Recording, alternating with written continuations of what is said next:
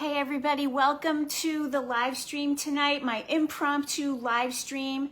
I'm vegan coach Naomi, and when something happens in the plant-based community, I love to hop in here and provide support and provide context and talk about these important things that I know that a lot of you have questions about because I'm getting messages and texts. And so that's why I really want to talk about this. So what we're talking about tonight, and if you're on the live stream, please let me know that you can hear me and see me. Please smash the hearts button so that I know that this is working properly and you guys can hear me. Sometimes it takes a while for the comments to get rolling, and that's why I'm asking you to comment quickly so that we can get that rolling, because I want you guys to talk back to me so that we can have a conversation. All right. So here's what we're talking about tonight. So Chef AJ, a beloved plant-based personality in the plant-based community, that if you have ever watched any whole food plant-based no oil cooking videos on YouTube, she's a big YouTuber and she is well loved by everybody. And she announced this week, yesterday, I think, that she has been diagnosed with metastatic lung cancer. And that means that tumors that they found in her lungs and her liver, the ones in her lungs are showing spreading behavior. That's what metastatic means. She's currently awaiting a biopsy later this month for her doctors to be able to figure out what the best course of her treatment is going to be. So I've gotten lots of messages and texts asking, how could this happen to her? She's been vegan for such a long time. How can vegans still get sick? Okay, so that's what we're talking about tonight. So what I want to break down for you guys is what all the elements that cause cancer are and that cause disease, and like how the food is actually just one part of it when it comes to cancer. And I'll clarify that as we go along. So I'm still not seeing any comments. I know all you guys always say hi to me, so I'm sure that they are here, and I hope that they pop on soon so I can talk back. I don't see any hearts or likes or comments, but I'm sure they're there. All right, so what are all the elements that cause cancer? Let's break this down so that we understand it, okay? So first, there's the genetic component, right? If grandma and grandpa have gotten cancer and died, so do you. Okay, Chef AJ said that she had it on actually both sides of her family, her mom and her dad. So let me know, you guys, who here has any relative that has cancer. This is important to you, okay? Now, on the flip side, for me, you know, I'm a breast cancer survivor, so that's why I feel uniquely qualified to talk about this topic. For me, I did not have the genetic component at all. None of my mothers, fathers, grandmothers, grandfathers, or aunts or uncles ever had any cancer on any side of the family. And still, here I am with breast cancer. This is important. Okay, so that's the genetic component. If mom or dad or grandma or grandpa have it, the genetic component is there. All right, now we know from listening to all of the plant-based community that we can turn off the genetic component through our lifestyle, right? Genetics loads the gun and lifestyle pulls the trigger. So if you have a poor diet, if you're overweight, if you drink alcohol, if you stay up late, if you have a stressful life, all of those things are going to conspire against you to turn on those cancer cells. Okay? So, now, the environmental component is really, really big in cancer. So we are, as human beings, are exposed our whole life. Who knows about what mold or asbestos or lead was in the walls of a house we lived in 25 years ago or 50 years ago or in your mother's womb? Who knows how it has affected each of us that we used air fresheners constantly before we knew that breathing it circulates these toxic chemicals right into your bloodstream. Maybe you're just hearing that for the first time. Who knows how that's affected our bodies? They say that it is terrible, okay? How about the smog? Maybe you live in California where the smog is worse. What about the shampoo and the cosmetic chemicals that we slather on every day? Did you know, like years ago, they did a study that said that women use 16 products on their skin and hair all before 9 a.m.? And all those products contain endocrine disrupting, carcinogenic chemicals of all kinds, along with all of the inert chemicals and colorings and all of the rest. Maybe we were exposed to a chemical spill, a fire. Maybe we weren't breastfed by our mom, or she never cooked vegetables our entire childhood. What can you think of, or which one of those things do you think you've been exposed to your whole life? Okay, so there's the environmental component. So we cannot control most of the environmental component. What's one part of the environmental component that we can control? That would be the products that we put on our bodies. So for example, I only use coconut oil as a moisturizer, as a makeup remover. I only use 2 products, a powder and a color that you can put on your lips, your eyes, your cheeks, all of that, right? And I look it up on the environmental working group to make sure it has no carcinogens, right? I'm controlling it as much as I can. But if you look under your cabinet by the sink and you got Ajax and bleach and ammonia this and chemical that, and all these kinds of cleaners down there and Drano and whatnot, like this is what we're talking about, environmental toxins that we can control, okay? So I'd love to hear like what your thoughts are on this. Like how many products do you use? Have you read the ingredients of all of them? Are you paying attention to that? Like what else has been in your life that you can think of throughout your entire life? All right. Okay, so now we discussed the genetic component, which we cannot control, and the environmental component, which we can only control a little bit. Okay, now here's the next one that you may or may not have ever heard before, and that is the emotional component. So studies have proven that stress and emotions, negative emotions, weaken the body and increase stress hormones that negatively affect our hormones, our mood, our sleep, and our immunity. Okay? So this is huge. Now, in my case, I believe that my tumor definitely was expressed just a few months after my daughter ran away when she was 17, and I was distraught. I felt like I was a failure as a parent. I was in despair about what to do about it, and I also had 2 other teenagers at the time. It was heartbreaking all around.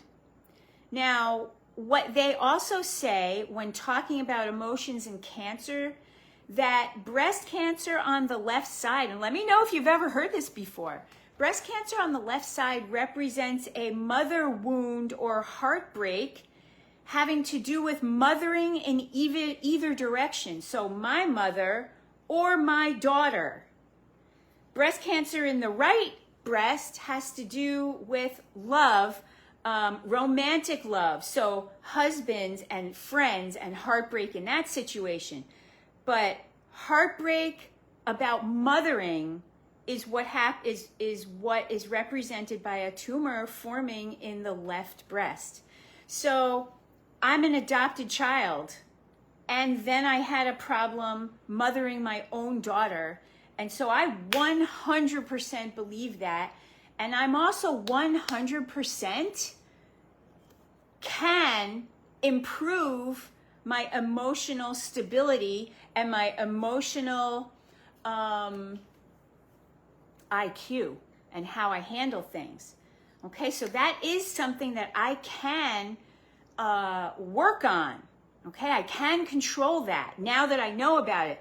Back when it happened to me, I didn't know that I could be at risk for cancer at all. I had no genetics. I didn't smoke. I breastfed all my babies. I was not obese. All of these things. So I didn't even know about this.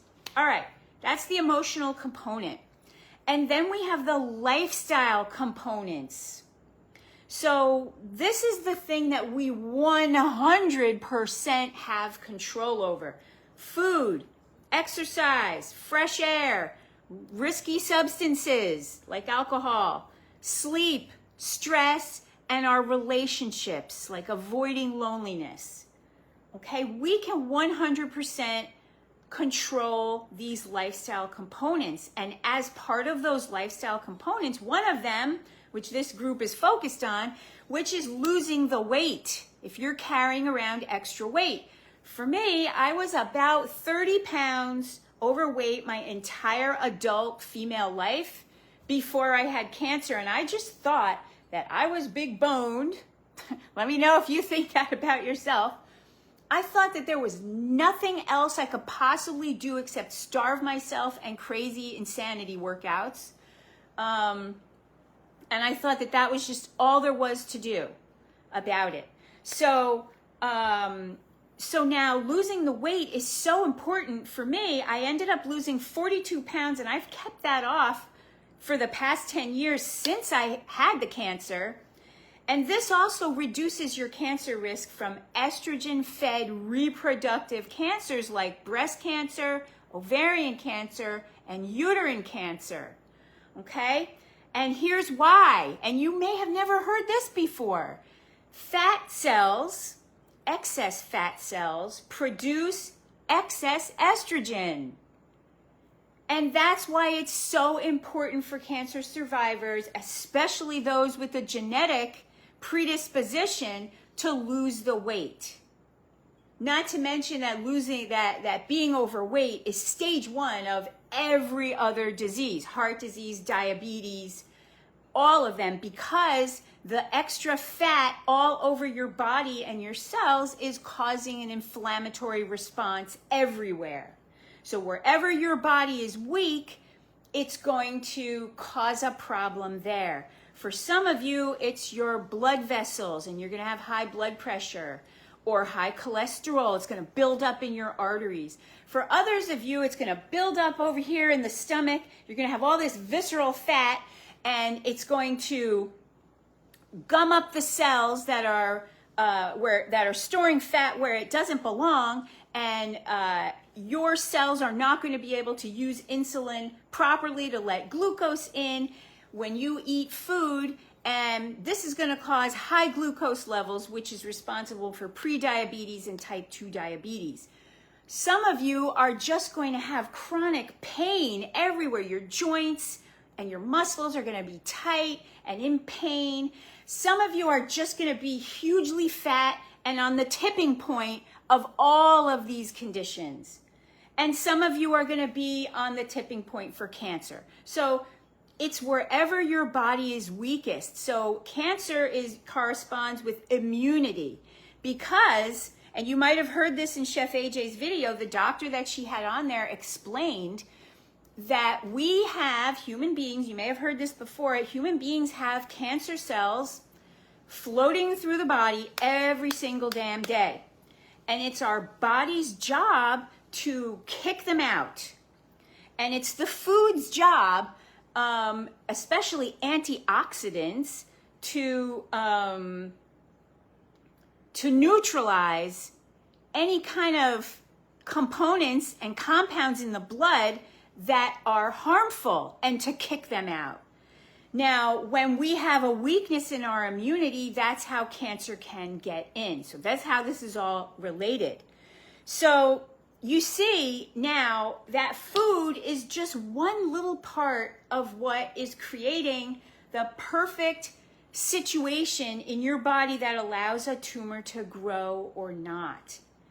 And so what we want to do is to take control of everything that we can control to provide an environment where cancer cannot grow. I really wish I could see your comments. I'm sure that you are asking questions and telling me a whole bunch of stuff, and I just cannot see any comments, which is so distressing, but I'm sure they'll come. All right. So you've heard me tell the story of my healing from breast cancer treatment and how I watched Forks Over Knives, and I heard Dr. T. Colin Campbell say about his 35-year research on animal proteins that we found that eating animal protein turns cancer cells on and not eating animal protein turns cancer cells off. And this was the answer for me to change my life. This is what changed it all for me. But that statement does not mean that I'm cancer-proof forever, or that they were, it does not mean that I'm cancer-proof forever, or that my cancer is definitely never going to come back and I will absolutely never get sick. That's just how my whole food, plant-based weight loss and health journey began, with the sole thought that this was at least one thing that I could do and that I was going to do my best to do it. So that's what that means. Now, eating the fruits, the vegetables, the grains, the beans, the nuts, and the seeds is powerful because you're strengthening your body and your immunity with all of the vitamins, the minerals, the antioxidants, the phytochemicals, the fiber, and the fluids that your body needs to kick out everything that is harmful to it when it finds it in the body. Like those rogue cancer cells before they have a place to land and grow. And these compounds, right, vitamins, minerals, antioxidants, phytochemicals, fiber, and fluids are not present in any animal foods at all. And so this is what gives your body a great boost in preventing and reversing diseases like cancer, but especially most powerfully in reversing high blood pressure, high cholesterol, high glucose, and general inflammatory conditions like chronic pain. Now, I know all of this because I've done a lot of studying about it. And I've shown this book before. This book is called Radical Remission by Kelly Turner. And this is the 9 key factors that can make a difference in cancer, getting it and recovery. So this prompted me to work on some of these things I did not know about, such as the healing the negative emotions, fostering positive emotions, following my intuition, taking control of my health, saying to myself, this is what I'm going to do. I'm not going to take those pills. This is what I'm going to do. I'm going to make a difference. I'm going to do it. So that's like my conviction for the plant-based lifestyle, finding social support systems and more. This book also changed my life dramatically. I was like, well, I can do all these 9 things. I can do these 9 things, right? Now, what are some other things? These are some other things that I relied on. So Louise Hay, she wrote a book called, I know it's backwards for you here, You Can Heal Your Life, and the companion guide, which is You Can Heal Your Body. So this is just like the little listing of like what different, so this is about how emotions can be correlated to every negative health outcome. So you could look up acne in this book and see like what negative emotions is that correlated with. You could look up urinary tract infections. Let's say, so Chef AJ talked about this as well, that she is a person who would get urinary tract infections just all the time, regularly throughout her entire life. Well, it correlates to emotions that are unresolved, negative emotions that are unresolved. So this book helped me so much. And this helped with my emotional healing. And I read the whole book and did the whole thing. You can see that it's like all broken. And we have worked on this in our private weight loss groups and programs with the women who get that far in the program so that we can really heal.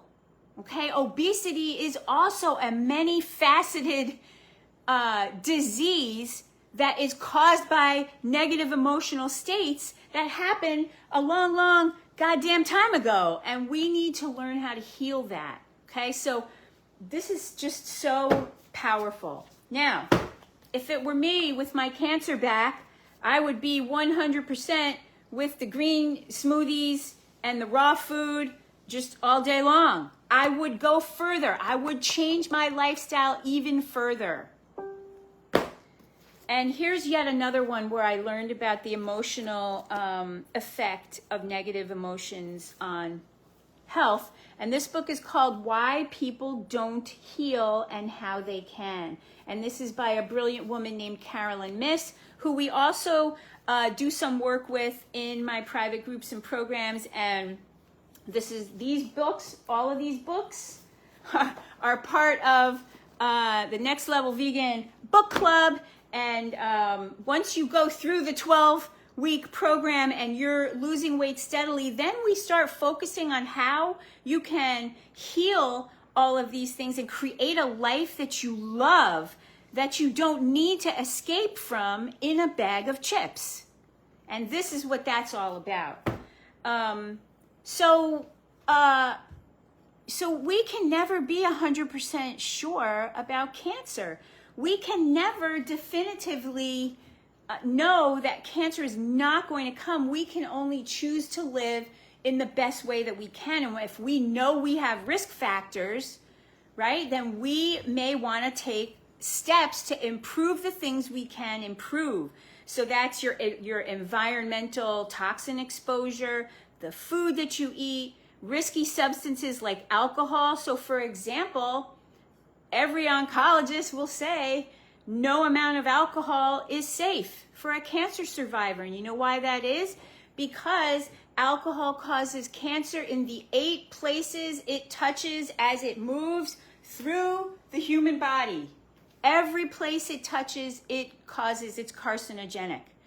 So we can work on our emotions and we can try to live the best lifestyle that we can. And that's really, all we can do about cancer.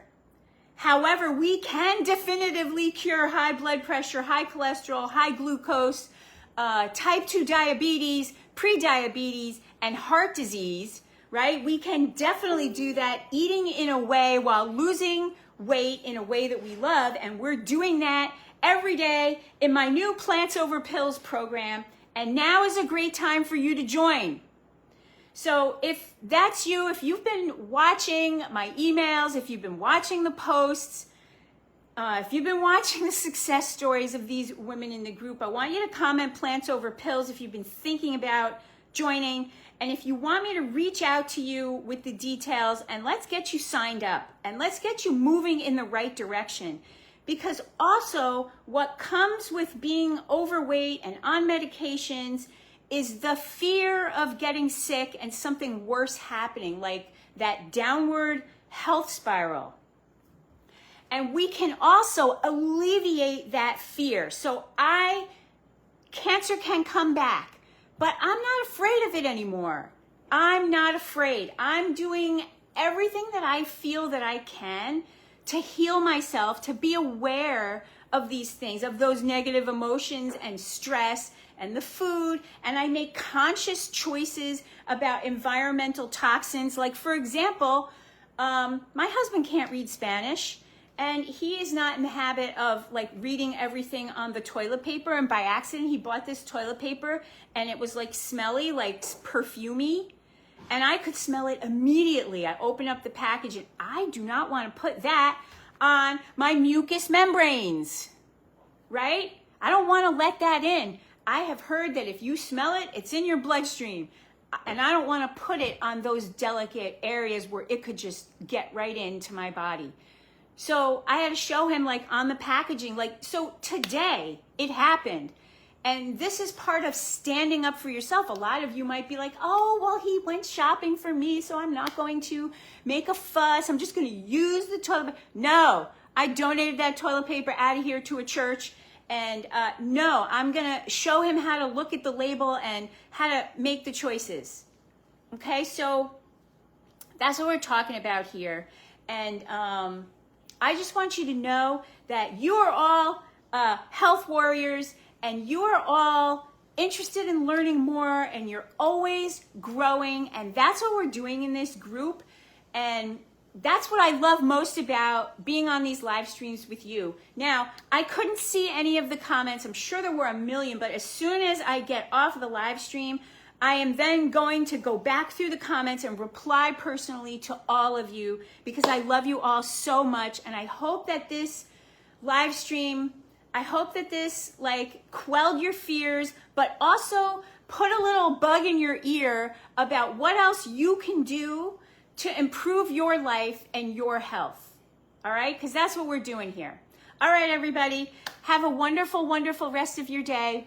We'll see you in the group.